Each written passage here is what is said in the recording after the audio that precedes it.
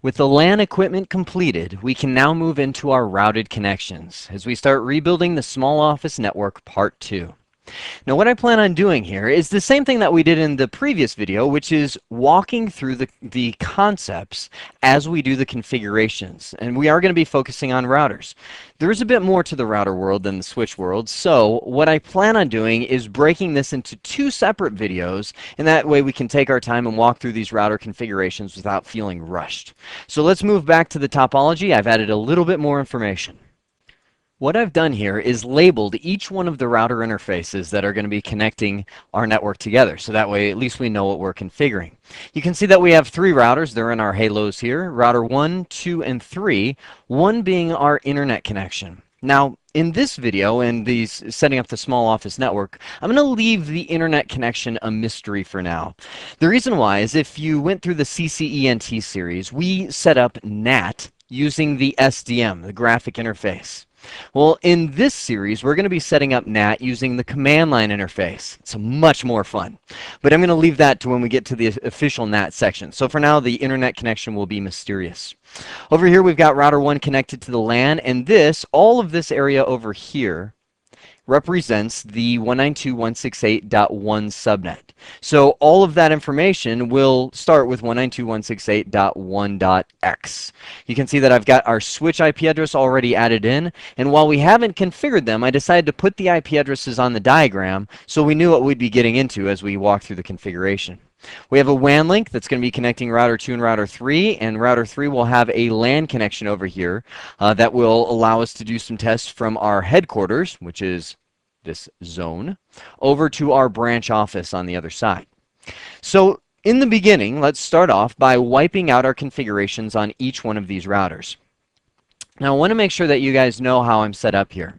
I have an access server, and what that is, and I'll explain a little bit more about this later on in the series, but it is a box that has cables run to the console port of every single one of these devices. That way I don't have to run to the other room and move my console cable every single time I want to move around. It's a pretty awesome device that allows me to telnet into one box, and then it's known as a reverse telnet.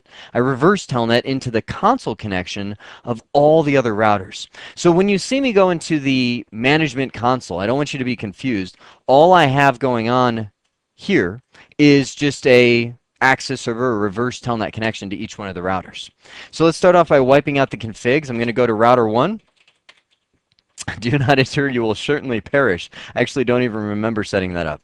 So I'm going to do a write erase, erasing the NVRAM file system. Looks like we got a little duplex mismatch action there too that we'll have to fix when we reload it. So I'll type in reload. Enter, enter. So we'll get that router rebooting. I'm going to do a Control-Shift-6X, which you might remember suspends telnet sessions. It's the same thing on this access server. And then I'm going to go over to router 2. I have little aliases set up that if I just type the number, it pops me over to the router. So that way you understand how I'm hopping between all these devices. Get into privilege mode. All the passwords are Cisco. So I'll type in erase startup config. Same thing as write erase. While that's doing it, you'll see how I increase my speed here. Get in, erase. Let's just do a write erase on that guy. Pause, go back to router 2. See the speed, reload, router 3. Oh, we're still hanging there. Waiting for the prompt to come back. There we go, reload.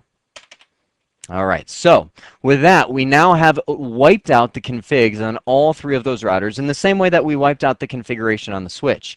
Now, all 3 of those are rebooting, and that's the benefit of using that access server is if you want to, you can actually watch them reboot, unlike a telnet session, because I'm plugged in from my access server, from this router right here, to the console port, so we can watch reloads and things like that. Now, I don't plan on watching all these routers reload. We'll scroll back and see in the history at least one of them so we can review that. But I'm going to pause the video. Once we come back, we'll walk through the security on each one of these routers, and I'll show you how to increase your speed in configuring multiple routers there as well. All right, I've been watching the routers, and it looks like router 2 is officially rebooted. So let's go ahead and check off our wiping out the configurations, and we'll start off with router 2. The other 2 are still booting right now, and get the passwords and banner message set up. So pop up our configuration, hop over to router 2. It's asking us if we would like to enter the initial config dialog since it has no configurations, and we'll say no. Press return to get started. We'll wait for a second as it spews a bunch of console messages onto our screen just saying everything is now ready. You don't have to worry. Anytime you see a bunch of stuff like that, just hit the enter key. So I'm now sitting on the router. Just like the switch, move into privilege mode. First thing I'll do is block the privilege mode, or I should say secure it. So I'll type in enable secret, and the password will be Cisco. Just like the switch, line VTY04, require logins, and the password is Cisco. Now just so you know, this command, while I'm in the habit of typing it, it's on VTY lines by default. So when you pull a router out of the box, it requires logins. And that's great, because if you didn't know that and you set up an IP address on your router, somebody could secretly telnet in before you had a chance to get in there and set passwords and so on. So logins are required on telnet ports by default, but they're not required on the console port and the aux port. So I'll type in login there, password Cisco. Not Siski, Cisco. And the aux port, which a switch does not have, is used to connect a modem. But you have to be careful because if you connect to the console port with the console cable and find out that I have a password, you can actually move your cable right over to the aux port and it works identically to the console port. So you'll be able to hop right in on the auxiliary port there as well. So what was I doing? Password on the aux port of Cisco. Good. So we've got the passwords configured. Now let's set up our logon banner. So I'll do banner, MOTD, and we'll go ahead and use the pound symbol on this guy. I like the asterisks. Please don't log in. We'll be courteous this time. Throw some asterisks on there and end with that pound symbol. That ends our logon banner, and now that's secured. So we've got all the passwords set. I'm just running through my mind. Enable secret, enable password, or, well, we're just using the enable secret here. The console port, the VTY port, the auxiliary port, we're all locked down. Now, one thing we didn't do on the switch that I would like to do on my router is encrypt everything. Because by default, when you set up your router, only the enable secret is encrypted. I'm doing a show running config, and I can see I've got gibberish for that, but if I scroll down to the bottom here, I can see that my console port, auxiliary port, and the VTY lines all have Cisco and clear text. So I'm going to go into global config mode and type in service password encryption. Now, what that will do is encrypt any clear text password that's on my router now and in the future. So that service password encryption is saved in the running config, and if later on I add different passwords, it will encrypt them as well. Now, do keep in mind that the service password encryption is never as secure as the enable secret. There are actually websites out there that you can go to and paste this in there if you can get that, and it will unencrypt it for you. That's pretty dangerous. So the point of that kind of encryption is just to keep the clear sight. You know, if somebody was looking over your shoulder, it's a lot tougher to remember that than it is the password Cisco. So we're good to go on this router, and what I want to do is give myself a shortcut for the other routers. Let me just make sure that, oh, I still got a few more things. I'm going to do the name and work environment, get my work environment set up just like I did on the switch. Now this is router 2, so we'll get in and do the host name R2. Name is done. We'll go under line console 0, logging synchronous, and line VTY04, also logging synchronous, just hitting the up arrow on my keyboard to recall those commands. That, again, allows the messages to come through the console port without interrupting what I'm typing. I'll do a no IP domain lookup from global configuration mode, which means if I'm in privilege mode and type something invalid, it won't hang there for 60 seconds or 30 seconds. One thing I forgot under the console port is for this series and this lab environment, I'm going to turn off the exec timeout, which allows this console port not to kick me off after such and such amount of idle time. So I'll save my configuration. We've got the name and work environment configured on this router. Now I'm ready to save myself some time on these other routers. The way I'm going to do that is I'm going to back up my configuration by using the same method I used when I was backing up the switch. Just doing a show run.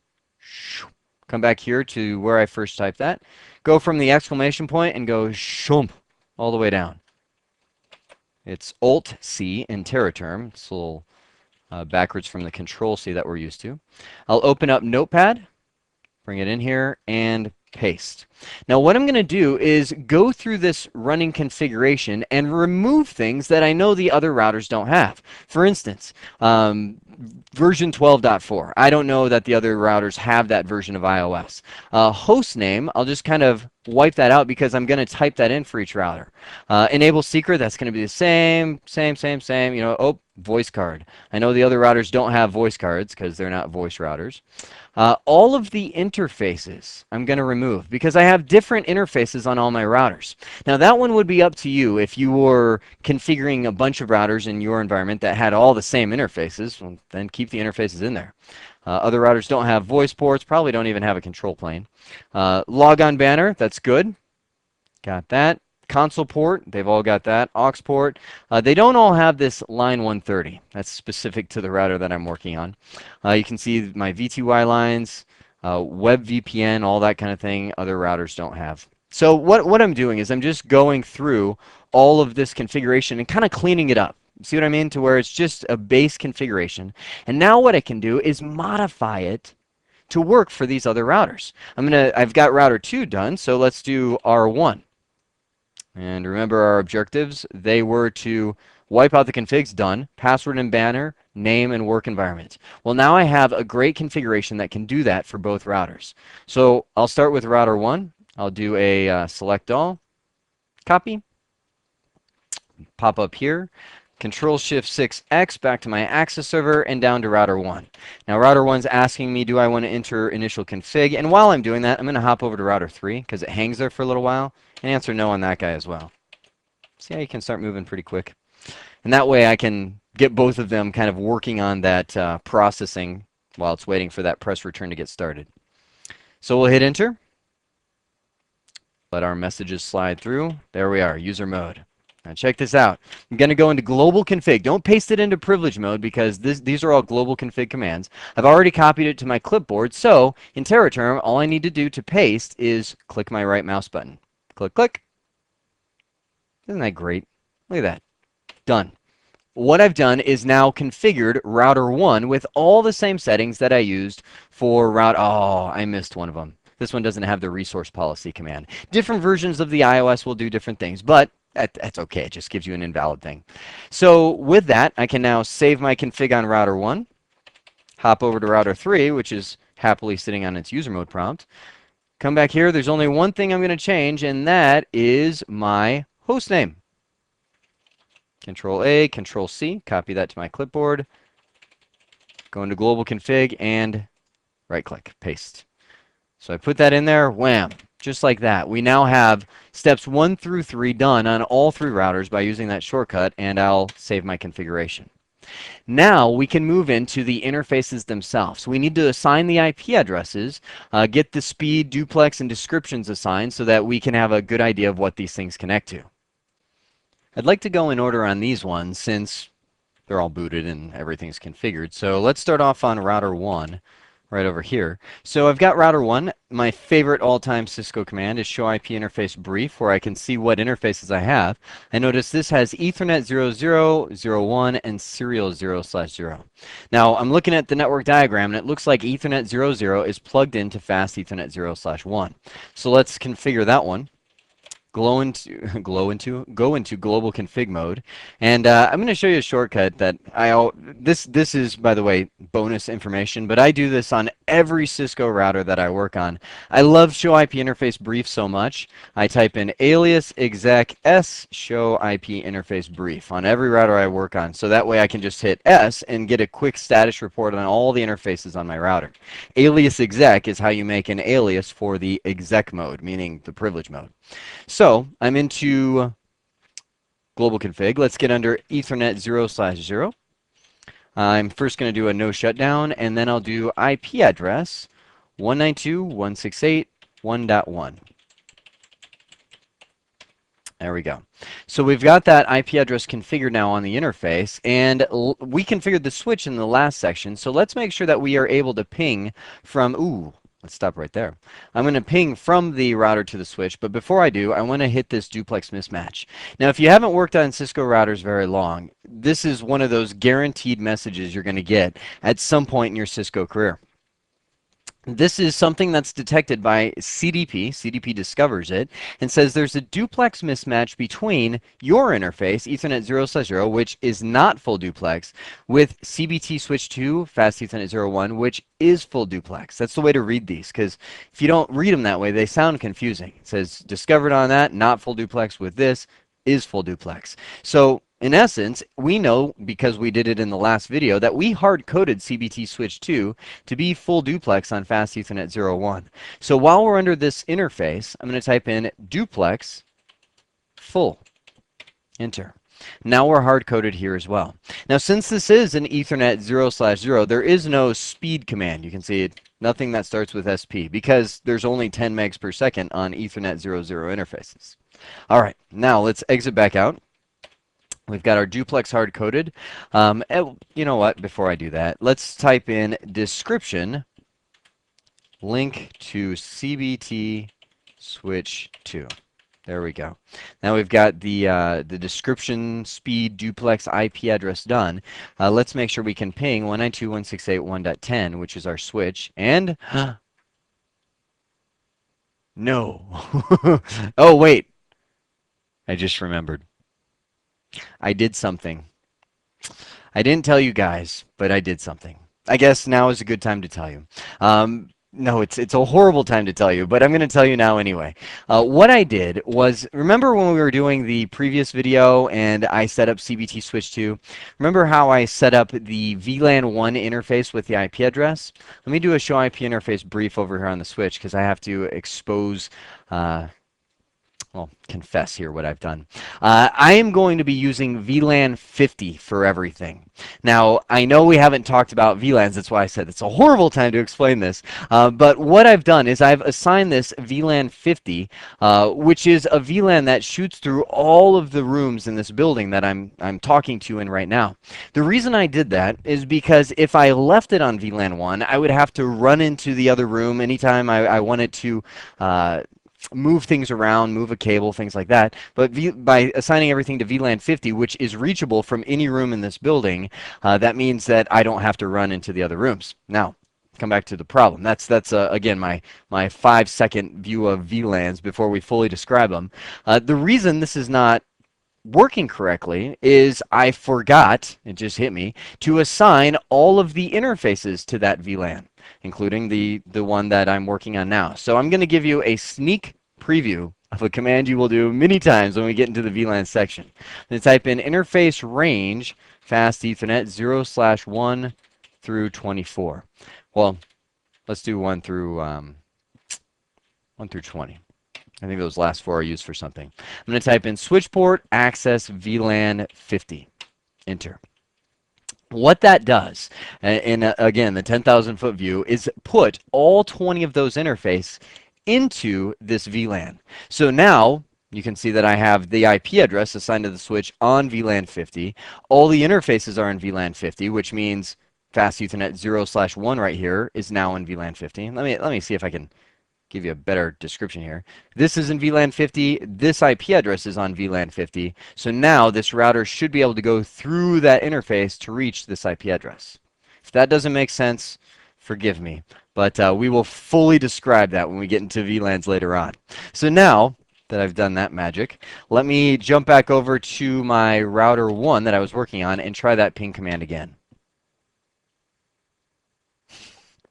If I could tell you the pain, oh, okay, good. I was going to say, if I could tell you the pain I feel in my heart right now, it's good. The reason sometimes it takes a moment for the pings to go through is because we have the ARP request. We also had the VLAN switcheroo that I just did. It takes some time to process that. So now when I'm doing it, I'm getting 5 successful pings each and every time. So we have connectivity now between router 1 and our CBT switch. I need to put a good name on that guy.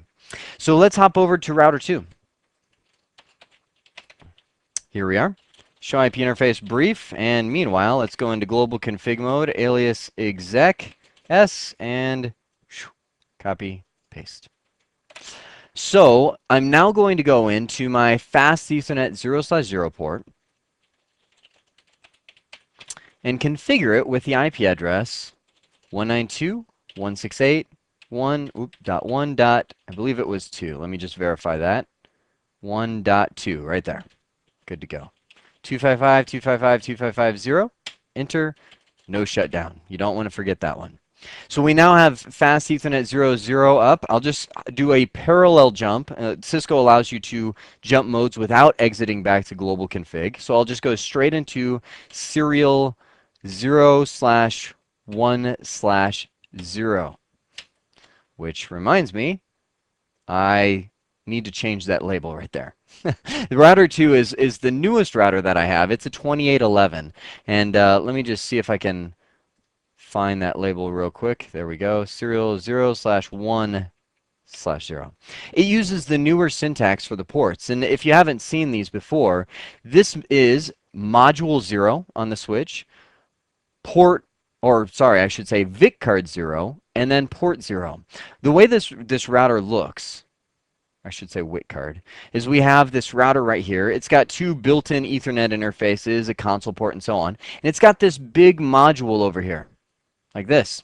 And that module allows me to slide in this big blade. If I could zoom out on that, it would be this big blade right here that allows you to have up to 2 little WIC cards that you can put inside of there, which can support up to 2 ports per WIC card. So when I'm doing serial 0/1/0, I'm saying module 0, VIC card 1, this is VIC card 0, and then port 0 on that VIC card, because all the numbering in Cisco begins from 0.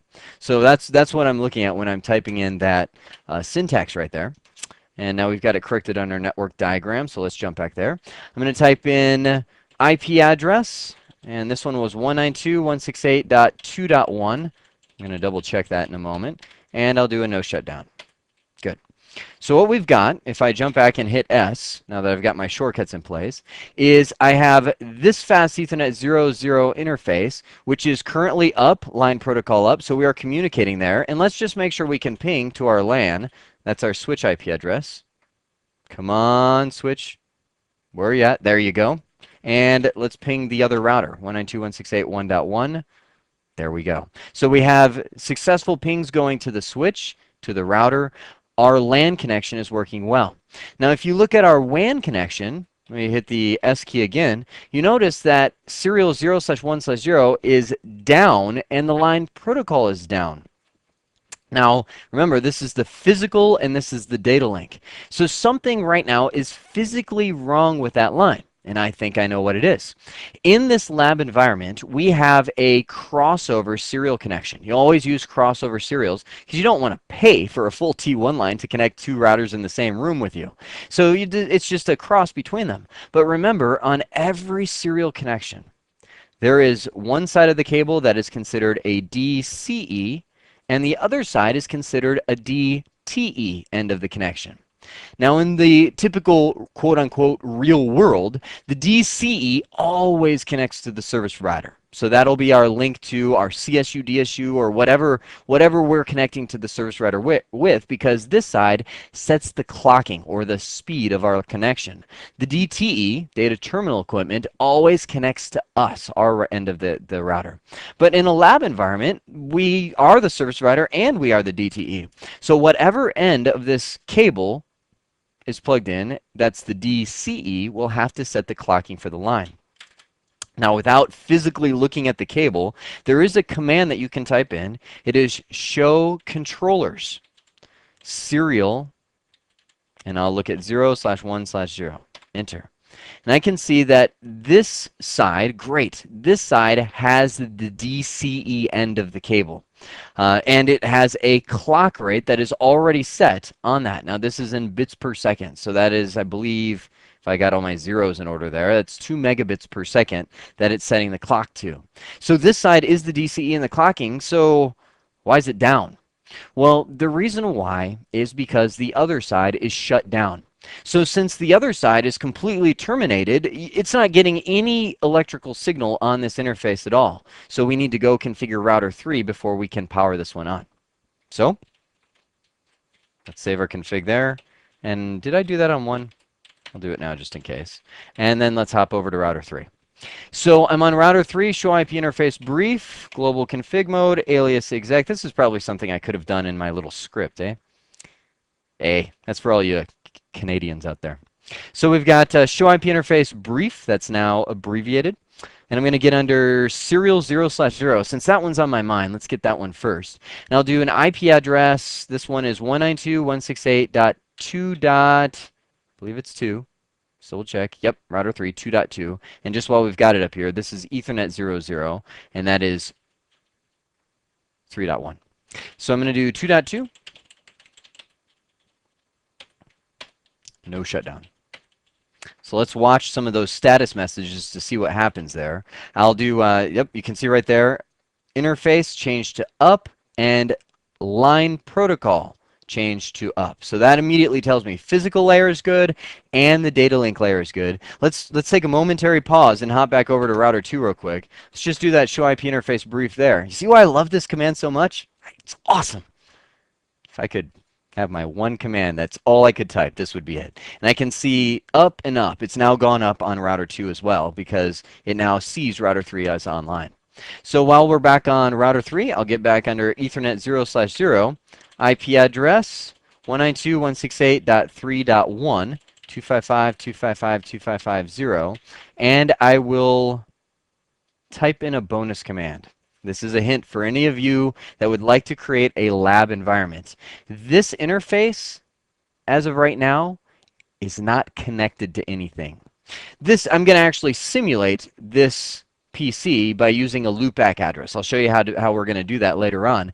But if you set up a lab environment, it's a complete waste to attach a computer to the other end and use up a switch and all that just to have it sitting there to ping it. So what a lot of people will do is simulate a LAN connection by turning off what's known as the keep alives on an Ethernet interface. I'm going to type in no keep alive and then do a no shutdown. What that does is tell the Ethernet interface, don't look at yourself. I'm trying to think of a good way to say that. Don't even think about checking to see if you're really there. Don't send out any keep alive messages to see if something's alive on the other end. So that way, even though it doesn't have a cable plugged in, it's always going to show up and up, which gives us a great virtual connection that we can test for pinging, and we can, always show that as up. Now, if you have bonus equipment, you want to connect a switch and another PC over there, great. Feel free to do it. But this is a great way to simulate as if stuff was actually there. So we've got the identity. We've identified all the interface, show IP interface brief, the IP address, speed, and duplex. I've got to admit, I kind of skimped on the descriptions, but we're okay with that. We've got an accurate network diagram, and as long as you have an accurate network diagram sitting in front of you, that's just great. You don't need descriptions because you can just look at the picture. And I'd like to stop this video right there because that gives us the core of the router setup. And I'd like to have some extra time as we get into routing. Talk about the default internet route, we'll get that internet interface up, and RIP routing, because we are going to talk a lot about routing protocols and how RIP is the worst routing protocol in the world, but that's later on in the series. At least RIP will lay the foundation of all the concepts. So for now, I hope this has been informative for you, and I'd like to thank you for viewing.